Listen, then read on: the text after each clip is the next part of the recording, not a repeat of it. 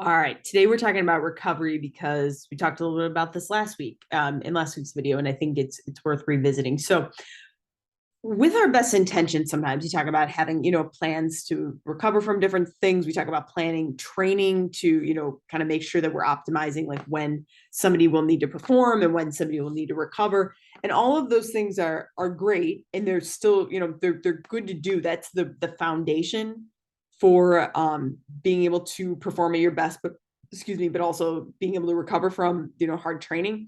But I just want to call attention to a few things that can affect your recovery from workouts. So sometimes I have people that come in and they're like, no, I planned all this and I did all this, and then like I still got injured, or I still don't feel like I'm where I need to be at this point. Like what's the deal? And just understanding that other things that can affect your recovery is maybe you had a couple bad nights of sleep, or maybe your last night of sleep, despite your best intentions, maybe the quality wasn't great. Maybe there was a loud noise outside that woke you up, or a thunderstorm, or there's all kinds of things that we can't plan, but that would affect your recovery from a workout.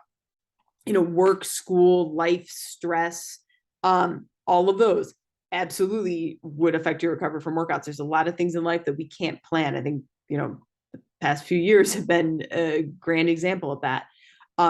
Those will affect your recovery from workouts. The workout before, maybe it was harder than you thought it was while you were doing it, and maybe you're a little bit more sore.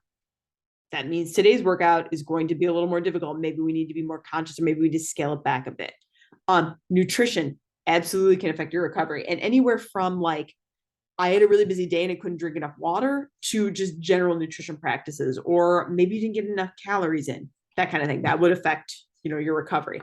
And then the workouts over the prior week. So we've talked about workouts previous day, but then the workouts in the prior week are also important. Just understanding, really taking a very honest look back at what you were doing, and also maybe taking an honest look back at your sleep and your stress and all of those things over the prior week. But again, those can all affect your recovery. So just being conscious of all those things and then readjusting the plan. We're always kind of readjusting and reevaluating, our plans for training or even for rehab. And that's important, and that's okay to do. All right, that's all for this week. See you next week.